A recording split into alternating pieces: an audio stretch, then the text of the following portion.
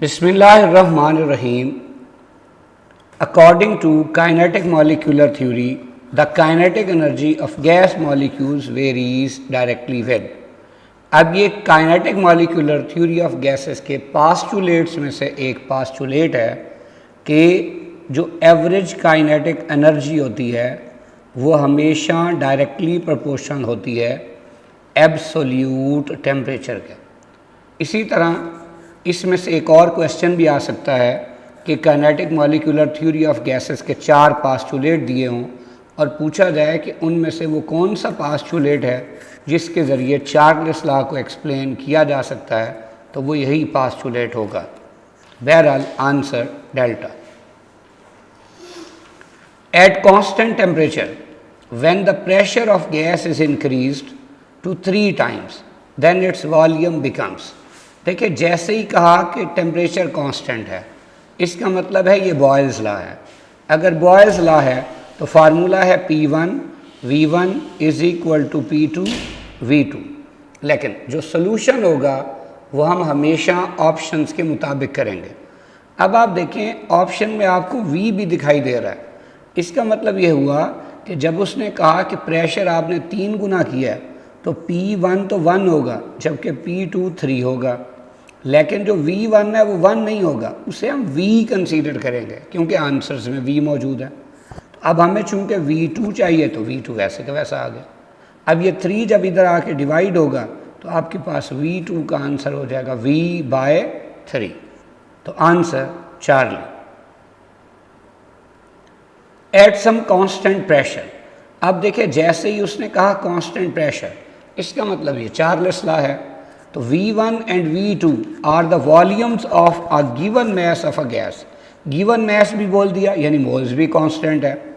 Eight temperature 300 kelvin and 320 kelvin respectively the ratio of V1 and V2 is equal to. अब देखें, V1 और V2 हमें चाहिए। अब लॉ क्या है? लॉ है V1 ओवर T1 बराबर होता है V2 ओवर T2। अब V1 भी हमने लिखना है, V2 भी, क्योंकि इसी की तो रेशो चाहिए। अब T1 कितना है? T1 हमारे पास है 300 और V2 कितना है? 327। हमें चाहिए ये रेशो।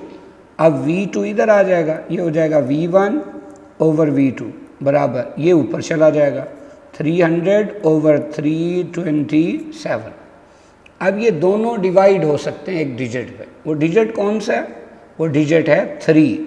तो 100 टाइम्स करेंगे तो 300 आ जाएगा, और इसी तरह 109 टाइम्स करेंगे तो 327 आ जाएगा। तो ये बन जाएगा 100/109, जो कि देखें किसकी रेशो है? V1 ओवर V2 की। तो answer delta. By Charles law there will be a change in volume of a given mass of a gas by 1 over 273 of its original volume at 0 degree Celsius if the temperature of gas is changed by 1 degree Celsius। ये basically quantitative definition है किसकी? Charles law की। तो answer beta. When we plot a graph between pressure on x-axis and the product PV on y-axis, a straight line parallel to the pressure axis is obtained.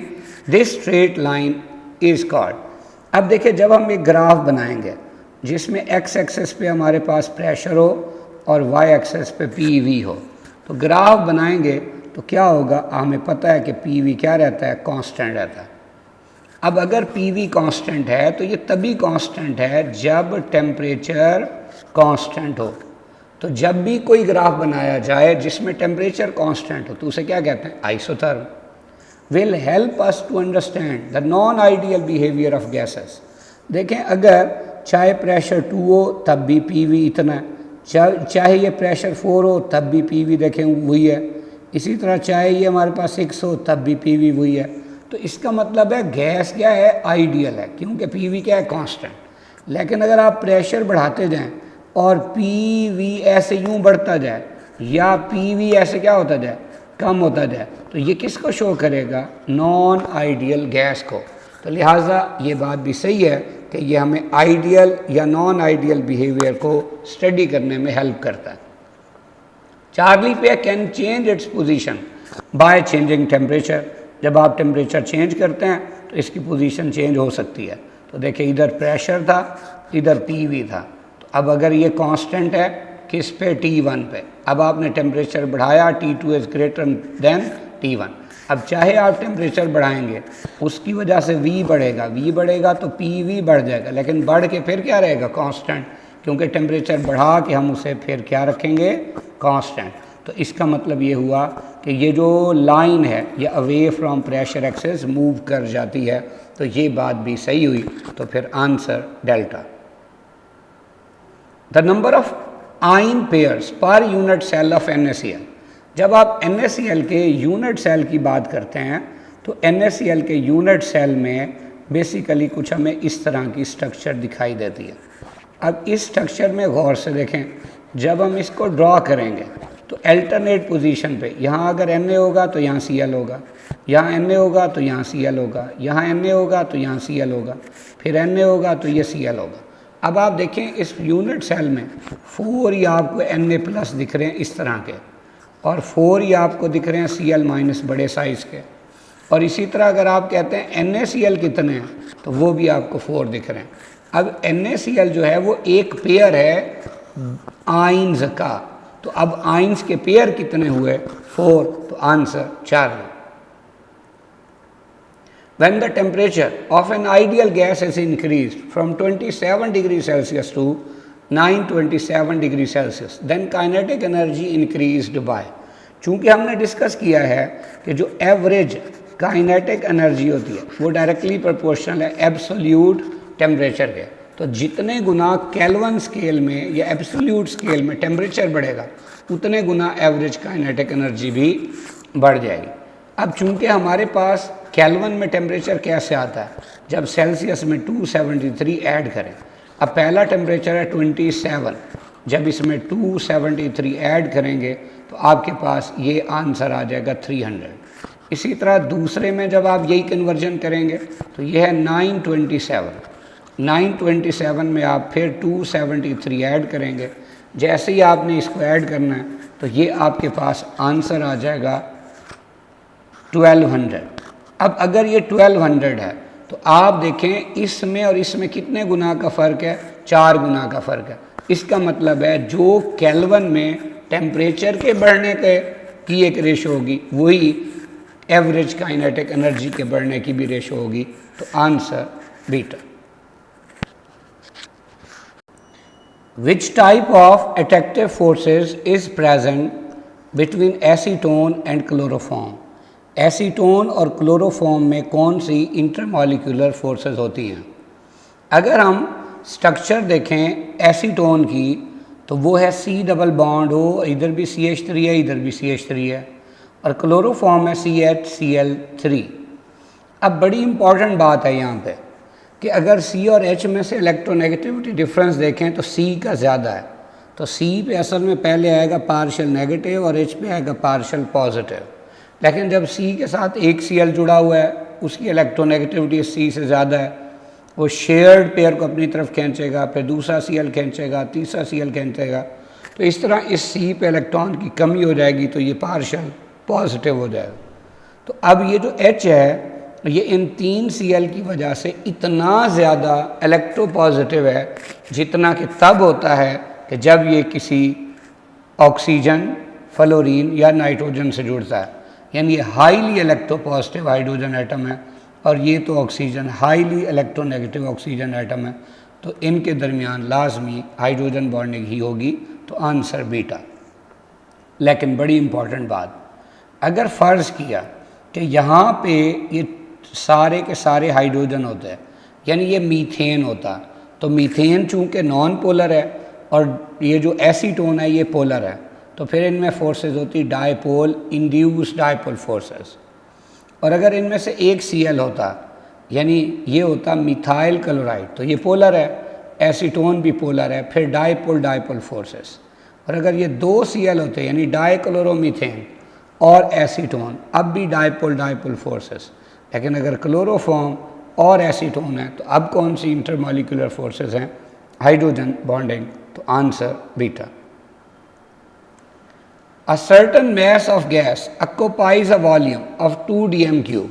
Gas का कोई ख़ास mess है, उसके volume जो है वो 2 dm क्यूब है at STP, keeping the pressure constant. जब आपने कह दिया प्रेशर कांस्टेंट, इधर आपने कह दिया सर्टन मैस यानी मैस या मोल कांस्टेंट है, इसका मतलब चार्ल्स लॉ है। What temperature would the gas occupy a volume of 4 dm cube. देखें चार्ल्स लॉ है V1 ओवर T1 और बराबर किसके है V2 ओवर T2। अब पहली दफ़ा जो उसने वॉल्यूम बोला है वो 2 है और पहली दफ़ा जो उसने टेम्परेचर बोला है वो STP है यानी 0 डिग्री सेल्सियस, वो कितना होता है 273 केल्विन। अब V2 कितना करना चाहता है 4, कहता है टेम्परेचर कितना होगा ये हमने मालूम करना है। अब क्रॉस मल्टीप्लाई करेंगे तो T2 इधर आ जाएगा ऊपर, ये बराबर होगा 4 बाय 2 और इंटू 273, 2 1 2, 2 2 4, तो T2 क्या होगा 273 का डबल यानी 546 केल्विन। तो answer delta. Ammonia shows maximum boiling point among the hydrides of 5A group elements due to. Ammonia का 5A ग्रुप के हाइड्राइड्स में मैक्सिमम बॉइलिंग पॉइंट है, तो उसकी वजह क्या है।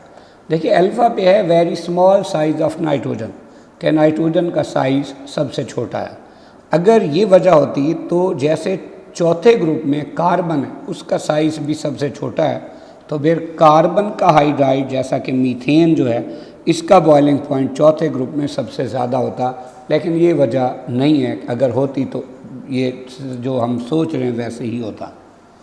तो अल्फ़ा गलत। Beta lone pair of electron present in nitrogen. अब लोन पेयर है जी नाइट्रोजन पे, भाई लोन पेयर तो H2S में S के ऊपर भी है, लोन पेयर तो PH3 में P के ऊपर भी है, लेकिन उनका बॉइलिंग पॉइंट अनएक्सपेक्टेड ज़्यादा नहीं है, तो ये रीज़न भी नहीं है। Enhanced electronegativity character of nitrogen. अपने ग्रुप में नाइट्रोजन की इलेक्ट्रोनेगेटिविटी ज़्यादा है, इसीलिए इसमें हाइड्रोजन बॉन्डिंग होती है। जैसे कि 6th ग्रुप में वाटर में O होता है, उसमें इलेक्ट्रोनेगेटिविटी ज़्यादा होने की वजह से हाइड्रोजन बॉन्डिंग है, और 7वें ग्रुप में HF का F है जिसकी भी इलेक्ट्रोनेगेटिविटी ज़्यादा होने की वजह से हाइड्रोजन बॉन्डिंग है, तो ये वजह हो सकती है। जबकि पायरामिडल स्ट्रक्चर ऑफ अमोनिया, अगर ये वजह होती तो PH3 भी पायरामिडल होता है, ASH3 भी पायरामिडल होता है, SBH3 भी पायरामिडल होता है, तो ये वजह नहीं है, तो आंसर 4। और इम्पॉर्टेंट बात यह है कि अमोनिया का तो इस वजह से अनएक्सपेक्टेडली ज़्यादा बॉइलिंग पॉइंट है, जबकि अगर आप PH3 से ASH3 और SBH3 की तरफ जाते हैं तो बॉइलिंग पॉइंट और बढ़ता जाता है। वजह क्या है, इनका साइज़ बढ़ता जाता है, पोलराइजेबिलिटी बढ़ती जाती है, लंडन डिस्पर्शन फोर्सेस स्ट्रॉन्ग होती जाती है, इसीलिए बॉइलिंग पॉइंट इंक्रीज़ होता जाता है। तो इनमें फिर सबसे ज़्यादा बॉइलिंग पॉइंट किसका हुआ, SBH3 का। उसके बाद SBH3 के बाद किसका है, NH3 का। फिर कौन सा है जी, उसके बाद ASH3, और सबसे कम जो बॉइलिंग पॉइंट है वो हमारे पास है PH3। तो ये बॉइलिंग पॉइंट के ऑर्डर के हवाले से एक ट्रेंड है। The correct acidic strength order is. अब सही वाला एसिडिक स्ट्रेंथ का ऑर्डर क्या है, हमें पता है कि अगर हम हैलोजन एसिड्स की बात करें तो उसमें जो HF होता है उसमें हाइड्रोजन बॉन्डिंग होती है। अगर HF में हाइड्रोजन बॉन्डिंग है तो उसमें कोई भी एक H दो मोस्ट इलेक्ट्रोनेगेटिव फ्लोरीन एटम्स में इंट्रैप्ड होता है। अब इंट्रैप्ड कैसे होता है, एक कोऑर्डिनेट कोवेलेंट बॉन्ड या हाइड्रोजन बॉन्ड से जुड़ा है, दूसरा कोवेलेंट बॉन्ड से जुड़ा है, तो इसके रिलीज़ होने के चांसेस बहुत कम है। तो ये वाटर में एचाइन बहुत कम रिलीज़ करेगा, इसलिए ये सबसे वीक एसिड होगा। जबकि बाकियों में अगर आप HCl, HBr और HI को देखें तो इनमें क्या है, हाइड्रोजन का साइज़ तो सेम है, जबकि बाकियों का साइज़ ऊपर से नीचे जाते हुए क्या होता जाता है, बढ़ता जाता है। जब साइज़ बढ़ता जाएगा तो बॉन्ड लेंथ बढ़ेगी और बॉन्ड एनर्जी कम, तो बॉन्ड आसानी से ब्रेक होगा। तो इसका मतलब है HI आसानी से एचाइन दे देगा, तो फिर सबसे स्ट्रॉन्ग एसिड HI होगा, फिर HBr होगा, फिर HCl और सबसे वीक HF। तो answer beta. For 10 dm cube of a gas at STP which of the following conditions applies to keep the volume constant. कहता है कि आप बताएं वो कौन सी कंडीशन है जो रखी जाए तो गैस का वॉल्यूम अगर 10 dm³ है तो वो 10 dm³ ही रहे। देखें, और कंडीशन क्या है, STP। अब इसमें क्या होता है, 0 डिग्री सेल्सियस होता है और 1 atm।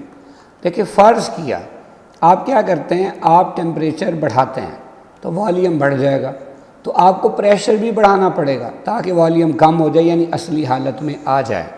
तो अब अल्फ़ा में देखें टेम्परेचर वही 0 डिग्री सेल्सियस है, लेकिन आपने प्रेशर बढ़ा दिया तो इससे तो वॉल्यूम कम हो जाएगा, तो ये गलत है। बीटा 273 केल्विन, ये वही 0 डिग्री सेल्सियस तो है, प्रेशर बढ़ा दिया तो वॉल्यूम ज़रूर कम होगा, गलत हो गया। अब इसमें देखें 546 केल्विन है, 0 डिग्री सेल्सियस 273 केल्विन होता है, ये उसका डबल है, वॉल्यूम डबल हो जाएगा। अब प्रेशर 1 atm की बजाय 2 कर दिया तो वॉल्यूम हाफ हो जाएगा, यानी जो डबल हुआ तो उसका हाफ, यानी जो अपनी असली हालत में वापस आ जाएगा। तो आंसर 4। डेल्टा क्यों नहीं है कि ये जो टेम्परेचर है ये सेल्सियस में इतने गुना बढ़ा दिया, तो इसमें चार्ल्स लॉ वैसे ही ओबे नहीं होता। तो answer 4। Which gas has maximum root mean square velocity. देखिए, जो रूट मीन स्क्वायर वेलोसिटी है ये हमारे पास बराबर होती है 3RT/m होल स्क्वायर रूट, यानी मोलर मास के स्क्वायर रूट से इसका इन्वर्स रिलेशनशिप है। तो अब चूंकि हमसे मैक्सिमम पूछा हुआ है रूट मीन स्क्वायर वेलोसिटी, इसका मतलब मास मिनिमम होना चाहिए। अब N2 का है 14 और 14 28, O2 का 16 और 16 32, जबकि H2 का 1 और 1 2, और S का 32, OO का 16 16 32, तो 64। तो सबसे कम मास किसका है, हाइड्रोजन का, लिहाजा इसकी रूट मीन स्क्वायर वेलोसिटी सबसे ज़्यादा होगी। तो answer beta. Vapour pressure of water above 100 degree Celsius में भी, भाई अब अगर 100 डिग्री सेल्सियस की बात करते हैं तो उस वक्त वाटर का वेपर प्रेशर एक्सटर्नल प्रेशर के बराबर हो जाता है, और नॉर्मली एक्सटर्नल प्रेशर 760 टॉर होता है। लेकिन अब चूंकि आपने अबव 100 कह दिया है तो वेपर प्रेशर 100 से थोड़ा बहुत क्या होगा, ज़्यादा। अब वो जो 760 टॉर है वो 760 mmHg भी होता है। तो answer beta. During which process the particles come so close to each other that the empty spaces between them are minimum। देखिए, एवेपोरेशन में तो लिक्विड से वेपर्स बनते हैं, दूर दूर जाते हैं, तो डिस्टेंस या एम्प्टी स्पेसेस बढ़ जाएंगे, गलत हो गया। इसी तरह कंडेंसेशन में गैस के मॉलिक्यूल पहले दूर दूर थे, अब करीब हो जाएंगे, इसका मतलब इसमें एम्प्टी स्पेसेस कम हो जाएंगे। 4 सब्लिमेशन, सॉलिड से गैस बनेगी, सॉलिड में तो बहुत कम एम्प्टी स्पेसेस है, गैस में बहुत ज़्यादा है, तो ये गलत हो गया। फ्यूजन किसको कहते हैं, फ्यूजन कहते हैं मेल्टिंग को, तो पहले सॉलिड है फिर लिक्विड बन गया, तो उसमें गैप कुछ न कुछ ज़्यादा हो जाता है, तो ये भी गलत हो गया। तो answer beta. If we increase और decrease the amount of heat to a liquid its boiling point will, भाई चाहे हम हीट बढ़ाएं चाहे कम करें, अगर एक्सटर्नल प्रेशर चेंज नहीं किया तो किसी भी लिक्विड का बॉइलिंग पॉइंट भी चेंज नहीं होगा। अब इसका मतलब क्या रहता है, सेम। तो आंसर बीटा। अब वजह क्या होती है, क्योंकि अगर आप फर्दर सपोज हीट करते जाएं तो वो जो हीट होती है वो उनकी काइनेटिक एनर्जी इंक्रीज़ नहीं करती, यानी टेम्परेचर इंक्रीज़ नहीं करती, बल्कि वो उसके मॉलिक्यूल के दरमियान जो अट्रैक्टिव फोर्सेस होती हैं उन्हें ब्रेक करना शुरू कर देती है, इसीलिए बॉइलिंग पॉइंट पे बबल बनना शुरू हो जाते हैं। तो answer beta. When a liquid is evaporated, भाई जब कोई लिक्विड एवेपोरेट होगा तो ज़्यादा एनर्जी के मॉलिक्यूल्स जाते हैं पहले, तो जो पीछे बचेंगे उनकी एनर्जी कम होगी, जिससे टेम्परेचर भी कम हो जाएगा। यहाँ चूँकि इंक्रीजेज है तो गलत है। फिर liquid molecules become more energetic, गलत, क्योंकि ज़्यादा एनर्जी वाले तो चले गए, पीछे लेस एनर्जेटिक रह गए। टेम्परेचर ऑफ लिक्विड डिक्रीजेस, ये बिल्कुल ये सही है, दैट कॉजेज कूलिंग। और फिर कहता है heat is released by the liquid molecule, बिल्कुल गलत। एवेपोरेशन एंडोथर्मिक प्रोसेस है, तो लिक्विड मॉलिक्यूल हीट रिलीज नहीं करेंगे बल्कि एब्जॉर्ब करेंगे। तो answer 4। When carbon dioxide gas is liquefied, अब इसको हम लिक्विफाइड की बजाय हम कर देते हैं सॉलिडिफाइड। अगर हम इसे सॉलिडिफाइड कर दें तो इट फॉर्म्स ड्राई आइस। भाई जो सॉलिड CO2 होती है उसे ड्राई आइस कहते हैं, तो विच इज़ रिगार्डेड एज। अब आप देखें कि जो CO2 है ये कार्बन और ऑक्सीजन के केमिकल कम्बिनेशन से बनी है और कोवेलेंट कंपाउंड है। कोवेलेंट कंपाउंड तो फिर मॉलिक्यूल्स की शक्ल में एग्जिस्ट करते हैं, और अगर ये सॉलिड होगा तो फिर कौन सी क्रिस्टल होगा? Molecular crystal. तो answer beta. Ice floats on water because it has. अब आइस वाटर के ऊपर फ्लोट क्यों कर दिया? इसलिए करती है कि जब वाटर वाटर वाटर मिलके हाइड्रोजन बॉन्डिंग बनाते हैं तो इनमें क्या रह जाती है? एम्प्टी स्पेसेस, यानी इसका वॉल्यूम बढ़ जाता है, और वो भी कितने %? 9%। तो चूंकि हमारे पास डेंसिटी बराबर होती है मैस ओवर वॉल्यूम, तो जब वॉल्यूम बढ़ेगा तो डेंसिटी कम हो जाएगी। इसका मतलब आइस की डेंसिटी वाटर से कम होती है, इसीलिए ये वाटर की सरफेस पे फ्लोट करती है। तो answer beta. Number of hydrogen bonds in ice पर वाटर मॉलिक्यूल। अगर हम वाटर मॉलिक्यूल की स्ट्रक्चर देखें तो उसमें वाटर के O पर 2 लोन पेयर होते हैं, और इसमें एक वाटर के अंदर 2 हाइड्रोजन होता है। अब एक थ्योरी के मुताबिक जो हाइड्रोजन बॉन्ड है वो कोऑर्डिनेट कोवेलेंट बॉन्ड भी है। तो अब वाटर का जो O है जिसमें 2 लोन पेयर हैं वो एक वक्त में कितने H को लोन पेयर दे सकता है? तो 2 को। इसका मतलब वाटर का एक मॉलिक्यूल पर मॉलिक्यूल 2 हाइड्रोजन बॉन्ड बनाएगा। तो answer delta. The different substances are given along with their boiling points in the following table. अब ये डाटा दिया हुआ है। Select the substance having strongest intermolecular forces. ये तो बहुत आसान हो गया भाई, जिसका बॉइलिंग पॉइंट ज़्यादा होगा इसका मतलब इस वक्त उसमें स्ट्रॉन्गेस्ट इंटरमॉलिक्यूलर फोर्सेस है। तो सबसे ज़्यादा बॉइलिंग पॉइंट किसका नज़र आ रहा है? एथनॉल का। तो answer beta. The correct order of ideal behaviour of following gases is. अब हमारे पास कुछ गैसेज दी हुई हैं, इनका आइडियल बिहेवियर पूछा हुआ। अगर आइडियल बिहेवियर की बात करें तो देखिए, चूंकि हाइड्रोजन का हीलियम का साइज़ सबसे छोटा है, हाइड्रोजन का साइज़ उससे बड़ा है, नाइट्रोजन का साइज़ उससे बड़ा है, और CO2 का साइज़ उससे भी बड़ा है। तो जैसे जैसे मॉलिक्यूल का साइज़ बढ़ता जाता है तो पोलराइजेबिलिटी बढ़ती जाती है। लंडन डिस्पर्शन फोर्सेस क्या होती जाती है? स्ट्रॉन्ग। तो जितनी फोर्सेस स्ट्रॉन्ग होंगी उतनी गैस ज़्यादा नॉन आइडियल होगी, या हम कहेंगे वो डेविएट करेगी फ्रॉम आइडियल बिहेवियर। लिहाजा इनमें सबसे ज़्यादा आइडियल हीलियम, फिर हाइड्रोजन, फिर नाइट्रोजन और फिर CO2। तो चूंकि ऑप्शंस में इनमें से बीटा पे हीलियम, हाइड्रोजन, CO2 दिया हुआ है तो यही फिर आंसर हो गया। अब एक और बात है यहाँ पे बड़ी इंपॉर्टेंट। देखिए, जैसे आइडियल गैस इक्वेशन होती है PV बराबर nRT। अगर हम फ़र्ज़ किया n को कह देते हैं 1, तो फिर PV बराबर किसके होगा? RT के।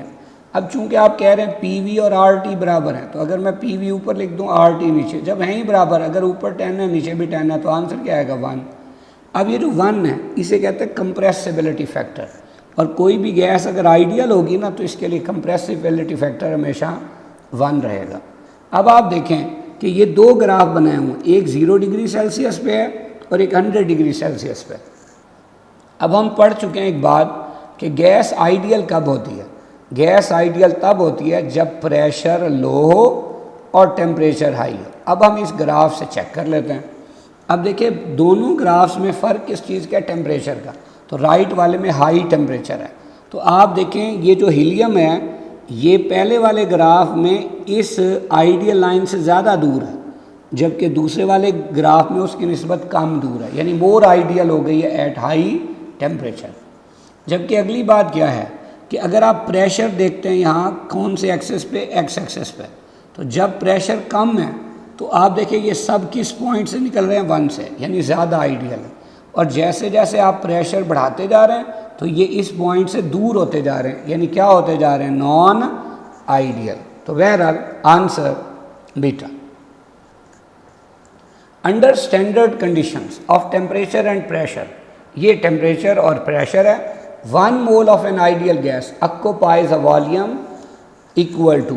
अब स्टैंडर्ड टेम्परेचर प्रेशर जो होता है उस पे गैस का वॉल्यूम कितना होता है? 22.4 1 4 या 4 dm क्यूब, आंसर चार्ली।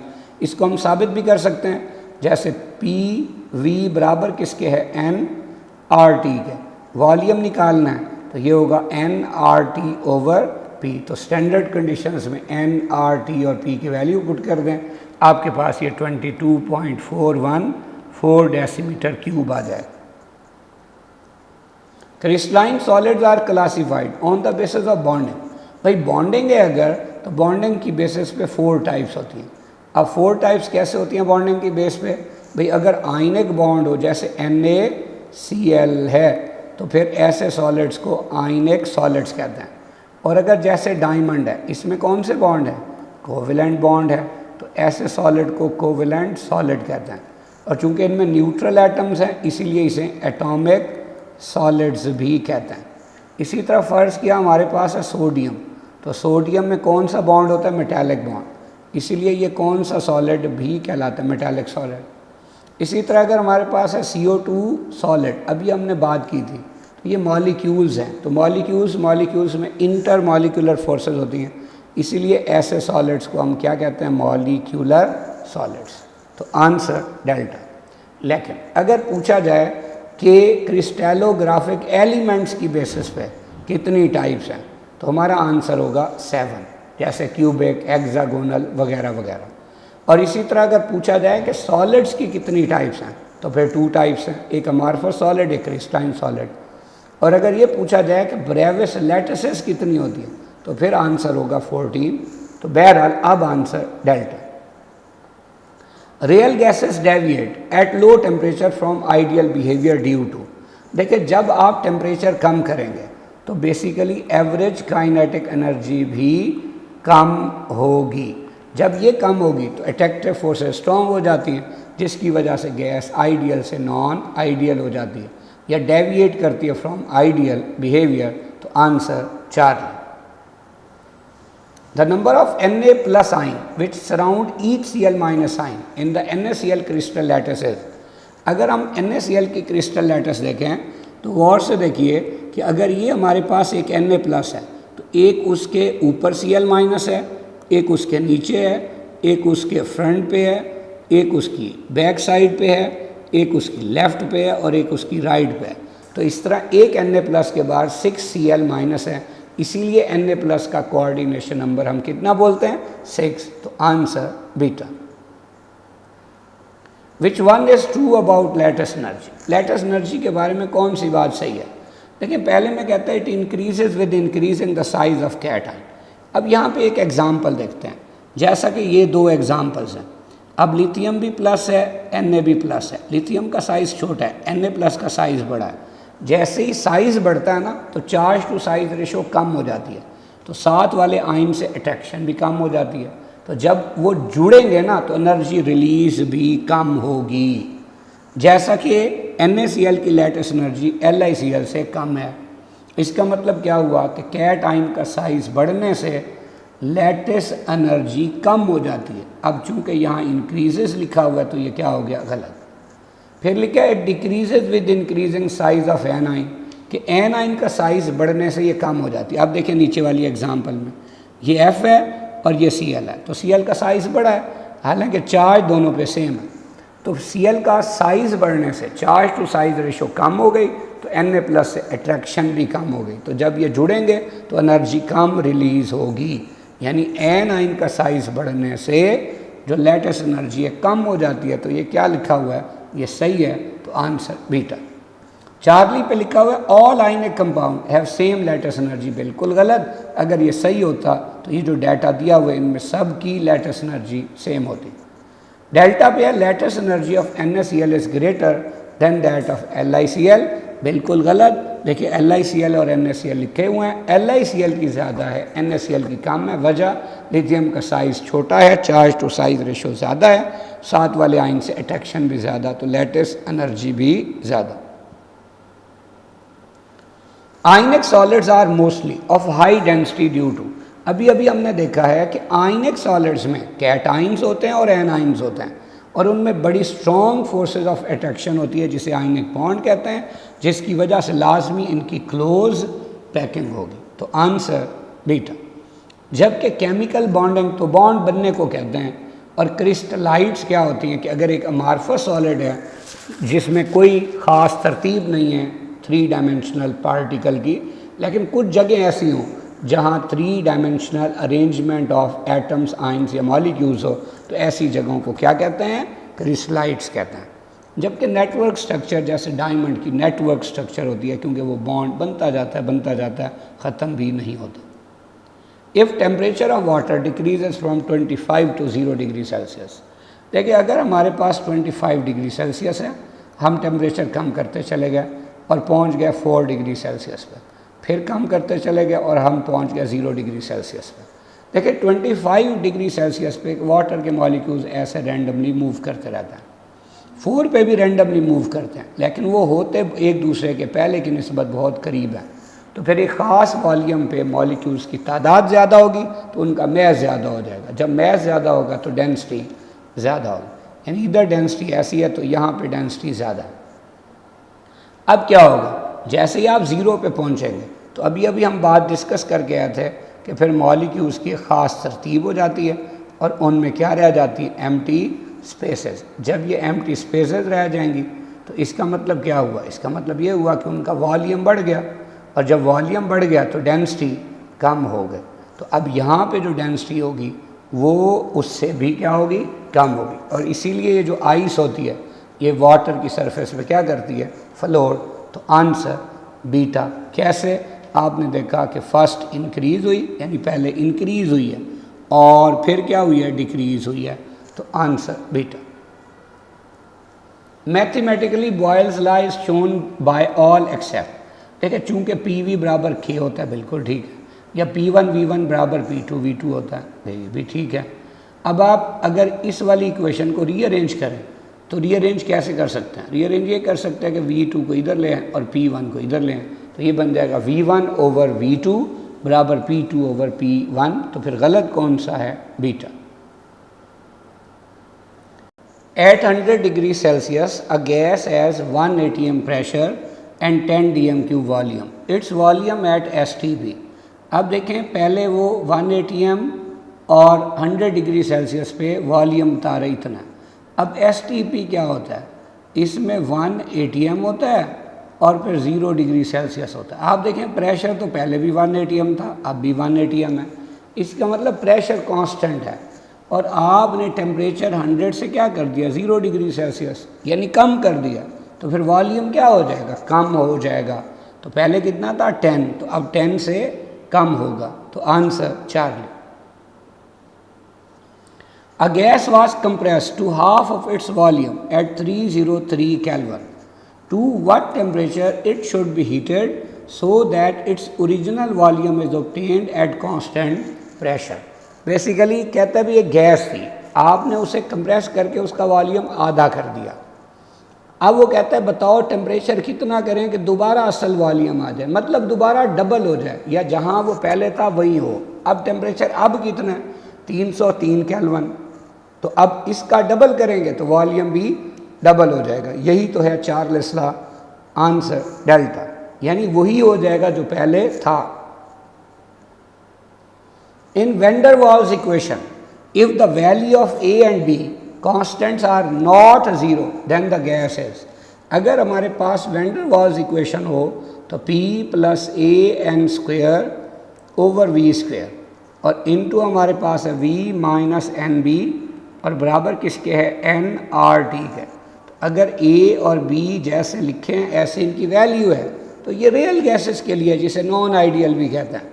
लेकिन अगर A भी 0 हो जाए और B भी 0 हो जाए तो ये फैक्टर और ये सारा फैक्टर हो जाएगा 0, तब इधर सिर्फ P बचेगा, इधर V बराबर आ जाएगा nRT। तो ये बन जाएगी आइडियल गैस इक्वेशन, तब गैस भी आइडियल होगी। लेकिन उसने कहा है कि इनकी वैल्यू क्या है? नॉट 0, यानी ये वाली बात है। तो ये किसके लिए है? नॉन आइडियल के लिए, तो answer alpha. Helium gas has least boiling point as compared to other noble gases. The most probable reason is, भाई इसलिए होती है कि हीलियम, नियॉन, आर्गॉन इसी तरह क्रिप्टॉन, जीनॉन वगैरह। जब आप ऊपर से नीचे जाते हैं तो नंबर ऑफ़ शेल्स बढ़ते हैं, शील्डिंग इफेक्ट बढ़ता है, फिर पोलराइजेबिलिटी बढ़ती है, लंडन फोर्सेस स्ट्रॉन्ग होती जाती हैं, तो फिर बॉइलिंग पॉइंट बढ़ता जाता है। तो फिर हीलियम का तो साइज सबसे छोटा है, तो इसकी पोलराइजेबिलिटी सबसे कम है, वीकेस्ट लंडन डिस्पर्शन फोर्सेस हैं, इसलिए इसका बॉइलिंग पॉइंट सबसे कम है। तो answer beta. Molecular crystals are usually, चूँकि मॉलिक्यूलर क्रिस्टल्स में वैन डर वाल्स फोर्सेज या इंटरमॉलिक्यूलर फोर्सेज होती हैं, इसलिए इनको तोड़ना बड़ा आसान होता है, और ये इसीलिए आमतौर पे क्या होती हैं, सॉफ्ट होती हैं, डेंसिटी ज़रा कम होती है और लूजली पैक्ड होती हैं और हार्ड नहीं होती। तो answer alpha. Boiling point of water is higher than that of HF, although fluorine is more electronegative than oxygen, it is due to. देखें, अगर हम वाटर और HF में हाइड्रोजन बॉन्डिंग देखें तो HF का एक मॉलिक्यूल एक हाइड्रोजन बॉन्ड बनाता है, जबकि वाटर का एक मॉलिक्यूल दो हाइड्रोजन बॉन्ड बनाता है। तो अगर इसको देखें तो HF का इलेक्ट्रोनेगेटिविटी डिफरेंस तो ज़्यादा है HO से। अगर हम HF की हाइड्रोजन बॉन्ड की स्ट्रेंथ को कह दें 75, तो HO का हाइड्रोजन बॉन्ड जो है वो सपोज उसकी स्ट्रेंथ है 50, लेकिन इस तरह के 50 वाले कितने हैं, 2 हैं, तो ओवरऑल इसकी स्ट्रेंथ होगी 100, जबकि ये कितना ही रहेगा 75। तो एक्सटेंट ऑफ हाइड्रोजन बॉन्डिंग किस में ज़्यादा है, वाटर में, तो फिर वाटर का बॉइलिंग पॉइंट HF से क्या होगा, ज़्यादा। तो देखिए डेल्टा पे यही लिखा हुआ है कि वाटर फॉर्म्स 2 हाइड्रोजन बॉन्ड्स पर मॉलिक्यूल बट HF फॉर्म्स 1। तो आंसर डेल्टा। अब इसमें एक और बड़ी इंपॉर्टेंट बात है, देखिए अमोनिया का मॉलिक्यूल जो है पर मॉलिक्यूल एक हाइड्रोजन बॉन्ड बनाता है, HF भी एक बनाता है, लेकिन चूंकि अमोनिया में NH का लेस इलेक्ट्रोनेगेटिविटी डिफरेंस है देन HF, लिहाजा इसका हाइड्रोजन बॉन्ड उससे क्या है, वीक है, और इस वाटर वाले से भी वीक है। फ़र्ज़ की हम कहते हैं इसकी स्ट्रेंथ है 30, तो अब HF में भी एक है, अमोनिया में भी एक है, लेकिन बॉइलिंग पॉइंट किसका ज़्यादा है, HF का। क्यों? क्योंकि उसमें इलेक्ट्रोनेगेटिविटी डिफरेंस ज़्यादा और स्ट्रेंथ ऑफ हाइड्रोजन बॉन्ड भी ज़्यादा। Vapour pressure of liquid. अब वेपर प्रेशर का क्या फ़र्क पड़ता है मुख्तलिफ फैक्टर्स के साथ, तो कहता है increases with decrease in temperature. देखिए जब आप टेम्परेचर कम करेंगे तो काइनेटिक एनर्जी कम हो जाएगी, तो फिर लिक्विड के अंदर से लिक्विड के मॉलिक्यूल्स का वेपर बन के निकलने का चांस कम हो जाएगा, तो वेपर प्रेशर बढ़ेगा नहीं बल्कि कम हो जाएगा। तो ये क्या हो गया, गलत। Beta P increases with size of container, तो vapour pressure size of container पर डिपेंड नहीं करता।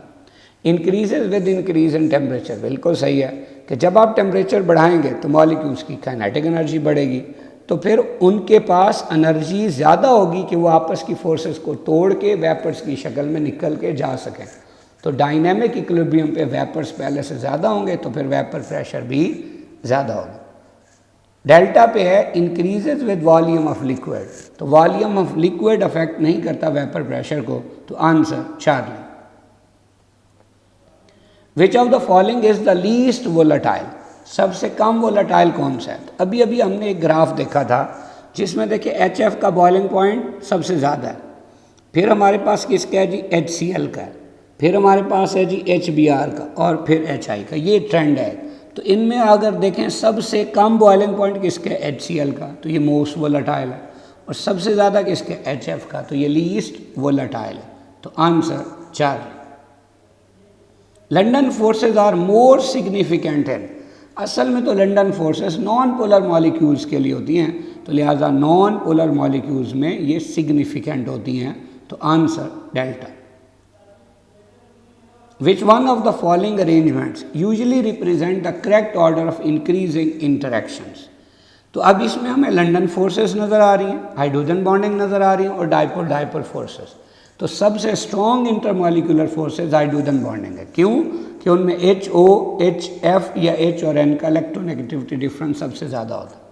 उसके बाद डाइपोल डाइपोल फोर्सेज होंगी, क्योंकि पोल तो होंगे ना वहाँ पे, जबकि सबसे वीक होंगी लंडन डिस्पर्शन फोर्सेस। क्यों? क्योंकि वो नॉन पोलर मॉलिक्यूल्स में सिग्निफिकेंट होती हैं। तो फिर आंसर चार्ली के सबसे वीक लंडन डिस्पर्शन फोर्सेस, फिर सबसे उससे स्ट्रॉन्ग डाइपोल डाइपोल फोर्सेस, और उससे भी strong hydrogen bond. Ionic solids are characterised by which of the following properties. अब चूंकि आयनिक सॉलिड्स में कैट आइंस और एनाइंस होते हैं, उनमें आयनिक बॉन्ड होता है जो बड़ा ही स्ट्रांग होता है, तो फिर डेंसिटी लो तो नहीं होगी ना, हाई होगी, तो ये गलत हो गया। Beta, good conductivity in solid state, बिल्कुल गलत, सॉलिड स्टेट में आइंस तो फ्री नहीं होते, तो नॉन कंडक्टर होगा।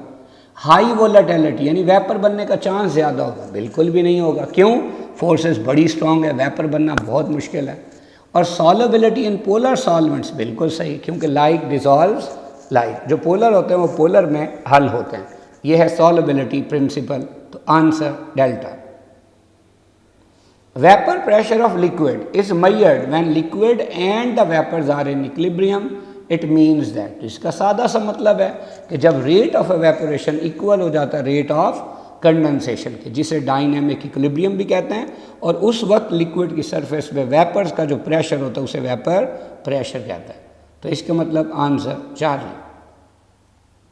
The correct boiling point order of the 3 liquids is, अब देखिए वाटर है, एथनॉल है और एसीटोन है, तो भाई सबसे ज़्यादा हाइड्रोजन बॉन्डिंग किस में होगी, वाटर में, और एक मॉलिक्यूल 2 बनाएगा, फिर एथनॉल एक हाइड्रोजन बॉन्डिंग बनाएगा, और एसीटोन में डाइपोल फोर्सेस होंगी, तो सबसे ज़्यादा स्ट्रॉन्ग फोर्सेस हाइड्रोजन बॉन्डिंग, और वो भी एक मॉलिक्यूल में 2, किसकी हैं, वाटर की, तो वाटर सबसे पहले होना चाहिए। इसका मतलब देखिए फिर बीटा भी गलत हो गया और चार्ली भी गलत हो गया। उसके बाद कौन है जिसमें हाइड्रोजन बॉन्डिंग है, एथनॉल, जबकि वो डेल्टा में नहीं है, तो फिर डेल्टा भी गलत हो गया, तो answer alpha. At top of Mount Everest, water boils at 69 degree Celsius, the vapour pressure is, अगर वाटर बॉयल हो गया 69 डिग्री सेल्सियस पे, तो उस वक्त उसका वेपर प्रेशर एक्सटर्नल प्रेशर के बराबर है, तो उसने हमसे एक्सटर्नल प्रेशर नहीं पूछा, वेपर प्रेशर पूछा है, लेकिन हमें पता है कि जब बॉइलिंग पॉइंट आ गया तो वेपर प्रेशर और एक्सटर्नल प्रेशर बराबर होगा, तो चूंकि माउंट एवरेस्ट पे एक्सटर्नल प्रेशर 323 टॉर होता है, तो उस वक्त वेपर प्रेशर भी 323 टॉर ही होगा, कब, जब वाटर बॉयल हो जाएगा, तो आंसर 4 है। Water is liquid at room temperature whereas H2S is a gas, because अभी अभी हमने पढ़ा था कि वाटर में हाइड्रोजन बॉन्डिंग होती है, जबकि H2S में ऐसी कोई हाइड्रोजन बॉन्डिंग नहीं है, तो फिर इंटरमॉलिक्यूलर फोर्सेस वाटर में स्ट्रांग हुई, इसीलिए वो लिक्विड है एट रूम टेम्परेचर, जबकि H2S क्या होती है, गैस। तो ये बात हमें कहाँ नज़र आ रही है, डेल्टा पे, तो answer delta. Which statement is false for evaporation, देखिए अल्फा पे लिखा हुआ है सरफेस फिनोमिना, बिल्कुल सही है, एवेपोरेशन हम होती ही हमेशा कहाँ से है, सरफेस से। बीटा, कंटिन्यूस प्रोसेस, क्योंकि हर वक्त कम एनर्जी वाले मॉलिक्यूल्स भी होते हैं और ज़्यादा वाले भी, और ज़्यादा वाले जैसे ही सरफेस पे पहुँचते हैं तो बाकियों के साथ जो उनकी फोर्सेस ऑफ अट्रैक्शन है उन्हें ब्रेक करके लिक्विड की सरफेस से वेपर्स की फॉर्म में निकल जाते हैं, तो एवेपोरेशन कंटिन्यूस प्रोसेस है। फिर लिखा हुआ है एक्सोथर्मिक प्रोसेस, बिल्कुल गलत, ये एंडोथर्मिक है, क्योंकि पहले वो लिक्विड था और अब क्या बने, वेपर्स, तो लिक्विड में फोर्सेस स्ट्रॉन्ग होती हैं और वेपर्स में वीक होती है, जब भी फोर्सेस स्ट्रॉन्ग से वीक होंगी तो हीट एब्जॉर्ब होगी, यानी एंडोथर्मिक प्रोसेस होगा। डेल्टा पे कॉज है कूलिंग, बिल्कुल सही, क्यों कि जो मॉलिक्यूल ज़्यादा एनर्जी वाले होते हैं वो निकल जाते हैं, जो पीछे बचेंगे उनकी एनर्जी कम होगी, जिससे टेम्परेचर भी कम होगा, दैट विल कॉज कूलिंग। तो फिर गलत बात कौन सी है, 4। Vapour pressure is not affected by, देखिए अगर आप सरफेस एरिया बढ़ाते हैं और ये एक्सपेक्ट करते हैं कि उससे वेपर प्रेशर बढ़ जाएगा, बिल्कुल गलत, क्योंकि जब सरफेस एरिया बढ़ेगा तो जैसे जैसे रेट ऑफ एवेपोरेशन बढ़ेगा वैसे वैसे रेट ऑफ कंडेंसेशन भी बढ़ेगा, तो डायनेमिक इक्विलिब्रियम पे लिक्विड की सरफेस पे वेपर्स की मिकदार सेम रहेगी, तो वेपर प्रेशर भी सेम रहेगा, इसीलिए वेपर प्रेशर सरफेस एरिया पे डिपेंड नहीं करता। बीटा, इंटरमॉलिक्यूलर फोर्सेस, देखें एक हमारे पास हो वाटर और एक को फ़र्ज़ किया पेट्रोल, तो पेट्रोल में वीक लंडन डिस्पर्शन फोर्सेस होती हैं, तो ब्रेक होने के चांस ज़्यादा होंगे, और जबकि वाटर में हाइड्रोजन बॉन्डिंग होती है, ब्रेक होने के चांसेस कम होंगे, इसीलिए पेट्रोल का वेपर प्रेशर ज़्यादा होगा, किससे, वाटर से, तो ये ठीक है। टेम्परेचर, जब आप टेम्परेचर बढ़ाते हैं तो अभी अभी हमने बात की कि मॉलिक्यूल्स की एवरेज काइनेटिक एनर्जी बढ़ जाती है, तो फिर जो लिक्विड की सरफेस से लीव करने वाले मॉलिक्यूल्स थे उनकी तादाद कंडेंस होने वालों की तादाद से ओवरऑल ज़्यादा हो जाएगी, लिहाजा लिक्विड की सरफेस पे जब वेपर ज़्यादा हो जाएंगे तो वेपर प्रेशर भी ज़्यादा हो जाएगा। जबकि नेचर ऑफ द लिक्विड, मसलन कोई पोलर है, नॉन पोलर है, इस तरह की बातें, या फोर्सेस का फ़र्क है, तो फोर्सेस स्ट्रॉन्ग, वेपर प्रेशर कम, फोर्सेस वीक, वेपर प्रेशर ज़्यादा। तो फिर जिस फैक्टर पे डिपेंड नहीं करता वेपर प्रेशर, वो कौन सा है? Surface area. If heat is to be supplied continuously, the boiling point of any liquid remains constant. क्यों constant रहता है? क्योंकि जब आप बॉइलिंग पॉइंट आ जाएगा और आप फिर भी हीट करेंगे तो वो जो हीट होगी वो असल में वाटर या लिक्विड के मॉलिक्यूल्स के काइनेटिक एनर्जी को इंक्रीज़ करने के लिए इस्तेमाल नहीं होगी। यानी जब काइनेटिक एनर्जी इंक्रीज़ नहीं होगी तो टेम्परेचर इंक्रीज़ नहीं होगा। वो क्या काम करेगी? वो सिर्फ और सिर्फ वाटर के मॉलिक्यूल्स की जो फोर्सेस ऑफ अट्रैक्शन है या लिक्विड के मॉलिक्यूल्स की फोर्सेस ऑफ अट्रैक्शन उसको तोड़ने में इस्तेमाल होगी। तो लिहाजा आप जितना मर्ज़ी हीट कर दें बॉइलिंग पॉइंट के बाद, टेम्परेचर या boiling point of the liquid कभी भी इंक्रीज़ नहीं होगा। तो ये बात कहाँ लिखी हुई है? बीटा पे, कि high energy molecules continuously leaving the surface of the liquid. क्यों लीव करेंगे? क्योंकि उनकी forces of attraction remaining molecule से क्या हो जाएंगी? ब्रेक हो जाएंगी। तो answer beta. In a closed vessel of 1000 centimetre cube, एक क्लोज्ड वेसल है जिसका वॉल्यूम है 1000 centimetre cube, hydrogen gas is heated from 27 to 127। अब ये T1 है और ये T2 है। Which statement is not correct? अब देखें, पहले द रेट ऑफ कोलेजन्स इंक्रीजेस। देखिए, जब आपने क्लोज्ड वेसल कह दिया है तो इसका मतलब है कि वॉल्यूम आप क्या कह रहे हैं? कांस्टेंट। और उसके बाद है कौन सी गैस है? हाइड्रोजन गैस है। भाई है भी क्लोज्ड वेसल तो इसका मतलब मोल भी ना बढ़ सकते हैं ना कम हो सकते हैं, तो ये भी क्या है? कांस्टेंट है। अब आपने टेम्परेचर बढ़ा दिया तो फिर क्या होगा? जब भी आप टेम्परेचर बढ़ाएंगे तो आपने फिज़िक्स के चैप्टर नंबर 11 में पार्ट 1 में पढ़ा हुआ है कि फिर जो एवरेज काइनेटिक एनर्जी होती है वो डायरेक्टली प्रोपोर्शनल किसकी होती है? प्रेशर के। और जो प्रेशर होता है वो क्या होता है? वो कोलेजन्स होते हैं मॉलिक्यूल्स ऑफ द गैसेस के। कहाँ? With the walls of the container. तो अल्फा पे लिखा हुआ है द रेट ऑफ कोलेजन्स इंक्रीजेस, बिल्कुल कोलेजन्स का रेट बढ़ जाएगा। Beta, the energy of gas molecules increases, energy बढ़ जाएगी। भाई क्यों बढ़ जाएगी? क्योंकि आपने क्या बढ़ाया? टेम्परेचर बढ़ाया। और ये जब आप कहते हैं कि average kinetic energy directly proportional किसके होते हैं? एब्सोल्यूट टेम्परेचर के। बिल्कुल सही है। Charlie, pressure of the gas increases. क्यों? कोलेजन्स जब बढ़ेंगे with the wall of the container तो प्रेशर भी बढ़ेगा। और डेल्टा है द नंबर ऑफ मोल्स। बिल्कुल गलत, मोल चेंज हो ही नहीं सकते क्योंकि कैसी वेसल है? Closed vessel. तो answer delta. A real gas under what conditions will behave non ideally? देखिए, याद रखें, अगर हम नॉन आइडियल गैस की बात करें तो वो लो टेम्परेचर और हाई प्रेशर पे होती है। क्यों? जब आप हाई प्रेशर कहते हैं तो molecules close to each other आ जाते हैं, एक दूसरे के करीब आ जाते हैं। और जब आप टेम्परेचर लो करते हैं तो असल में उनकी जो काइनेटिक एनर्जी है ये लो हो जाती है। जब ये लो होगी तो जितनी ये कम उतनी फोर्सेस ऑफ अट्रैक्शन ज़्यादा, और जितनी फोर्सेस ऑफ अट्रैक्शन ज़्यादा उतनी गैस नॉन आइडियल। तो आंसर डेल्टा।